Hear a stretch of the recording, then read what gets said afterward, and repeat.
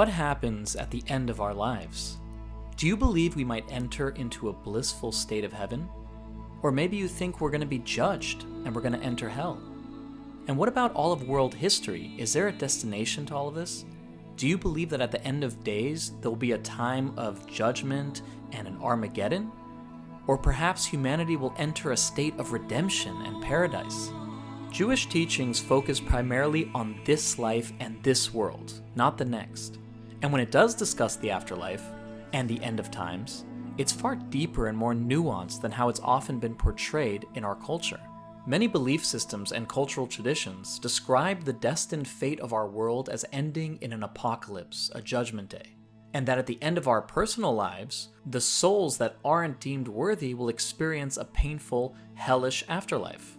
In Jewish tradition, the afterlife is described as a stepping stone cleansing process that our souls go through to remove the foolishness of our ego, physical and material desires, and negative traits. It's a reality of pure truth, where we see the life we've lived and how well we developed our character traits and how much good we did in the world. We're shown our entire life in review, and we profoundly feel the impact that we had on others, both good and bad. And the pain comes not in fire and brimstone, but in the shame that we feel when we see what our full potential goodness could have been, of all the good that we could have done and didn't do.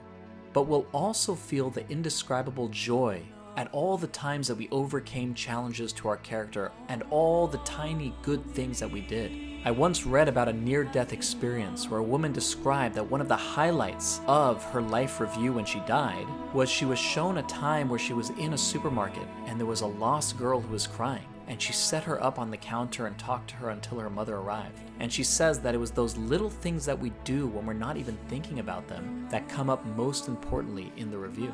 And what happens next after the cleansing process?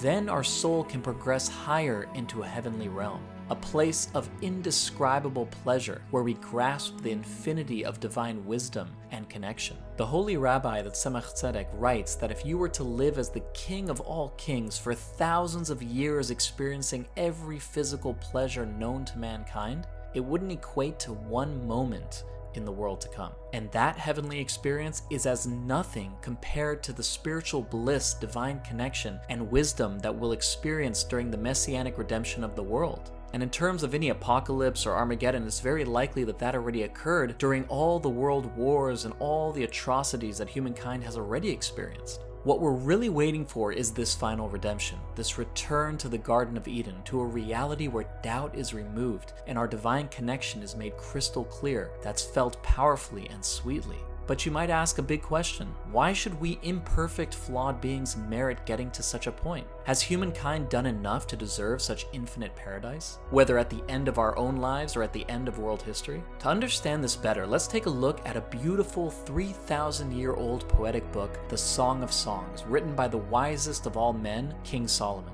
There's a Jewish custom to read this book on Friday evening before the Sabbath prayers, as we prepare to welcome in the Shabbat bride, the feminine expression of God's presence in our lives. The great Rabbi Akiva once said, "Nothing in the entire world is worthy, but for the day on which the Song of Songs was given to Israel. For all the scriptures are holy, but the Song of Songs is the Holy of Holies." Everything we see and experience in this world reflects a higher spiritual truth, especially when it comes to human relationships. The Torah teaches us that every human relationship reflects a particular aspect as a mirror of our divine relationship. Now, some of us may relate to one more than another. We may feel that God is this strong, protective father figure who protects us from harm. Others may see God as a compassionate, nurturing mother who takes care of our every need. Others view God as a dear friend, or a loyal sibling, or a wise grandparent figure. But contrary to historical views, as we've seen in the arts and all the many writings of God being masculine, the Torah teaches us that God is neither masculine nor feminine. He is no one manifestation alone, but is actually all of them, and ultimately transcends them all. It's okay to relate to God in any way that resonates with you most, but there's one relationship more than any other that the Jewish mystics use to describe our divine relationship, and that's a couple that's deeply in love. The Song of Songs describes our relationship with God as a long romance full of ups and downs. We lose one another for a while, then we find each other, only to repeat the process again and again. And we are both committed with an undying, unconditional love. There's a special moment in a movie that helps illustrate all that we've spoken about. The movie Slumdog Millionaire centers on Jamal Malik and his brother Salim, who are born and raised in the poverty of Bombay, India, and Latika, a girl from the streets who joins them after they lose their parents during religious city infighting. Day to day, they beg on the streets, hustling in every way they can to make money to survive, enduring every conceivable hardship together. And then Latika disappears with Salim, and Jamal spends years searching for her. When they finally reunite at the end, Jamal kisses the large scar on Latika's face, as we see all of the painful events that on some level had to happen to lead them to this incredible outcome. Just as Jamal kisses Latika's scar with immense compassion and love for all that she went through, so too will God do for us at the end of our lives and at the end of days in the time of the final redemption. God doesn't simply judge us and the world harshly. God isn't limited to a transcendent perspective. He can see our lives and our actions from our perspective. He can see the world from our eyes. He can see that we're trying our best with the tools that we have.